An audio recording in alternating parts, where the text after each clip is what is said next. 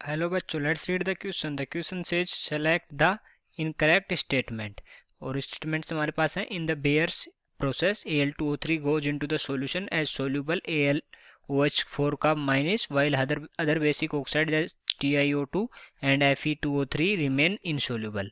और जो हमारा सेकंड है, extraction of zinc from zinc blende is achieved by the roasting followed by the reduction with carbon. तो हमें बोला कि जो जिंक है उसका एक्सट्रैक्शन, जो जिंक ब्लेंड होता है ZnH, उससे अचीव किया जाता है रोस्टिंग करके और फिर following by the reduction with carbon.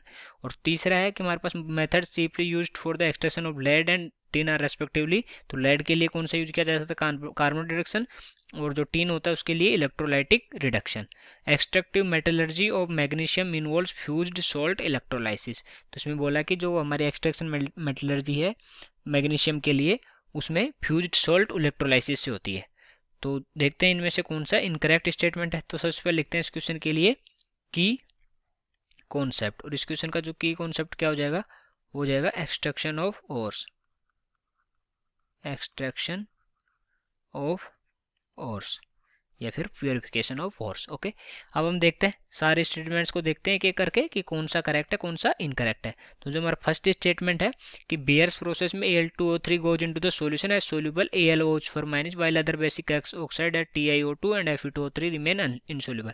तो जो इसकी रिएक्शन होती है बेयर्स प्रोसेस में, वो कैसे होती है? Al2O3 plus 2NaOH plus 3H2O। Okay, और ये कन्वर्ट किस में होता है? 2NaAlOH4 का AlOH का होल 4। ओके, तो ये रिएक्शन होती है यहाँ पे।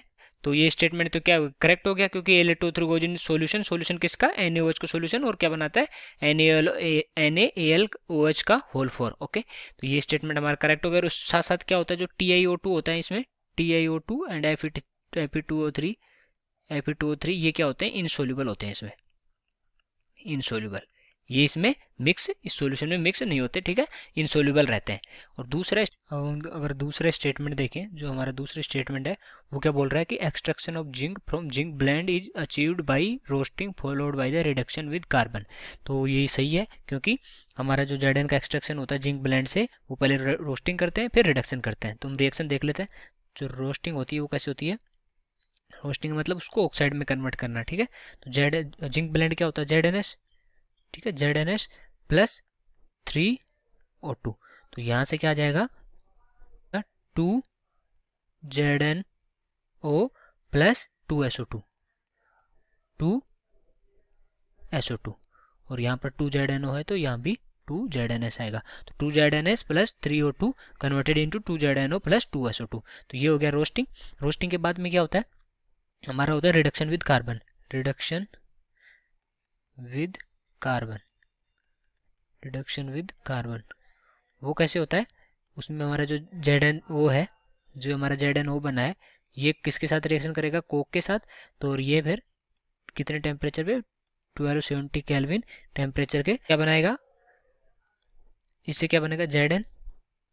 Zn plus CO। ओके, और रिएक्शन हमारी ये बैलेंस है, ठीक है। तो ये हो गया रिडक्शन विद कार्बन। तो यहाँ से हमें जिंक मिल गया। तो ये ऑप्शन भी हमारा करेक्ट हो गया, जो फर्स्ट भी करेक्ट था।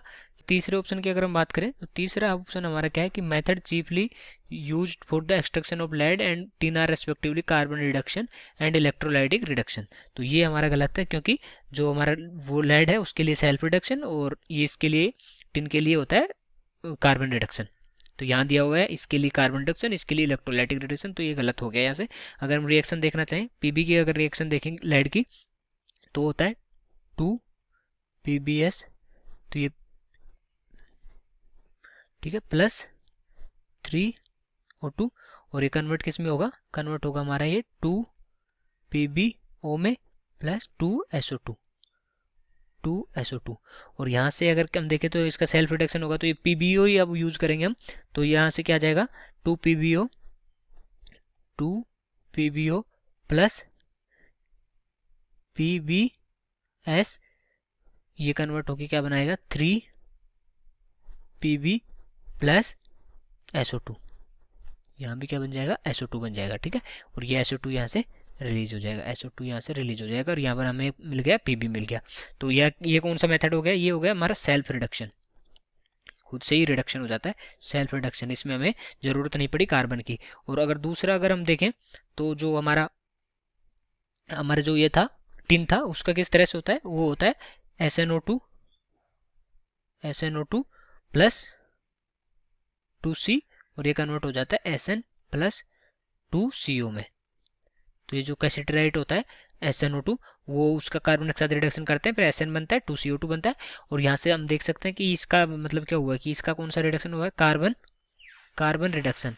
ओके, कार्बन रिडक्शन, तो इसका कार्बन रिडक्शन हो गया और इसका हो गया सेल्फ रिडक्शन। तो ये ऑप्शन हमारा इनकरेक्ट हो गया, इसमें गलत दिया हुआ है। फोर्थ ऑप्शन अगर हम बात करें, जो हमारा फोर्थ ऑप्शन है वो है कि एक्सट्रैक्टिव मेटलर्जी और magnesium involve fused salt electrolysis.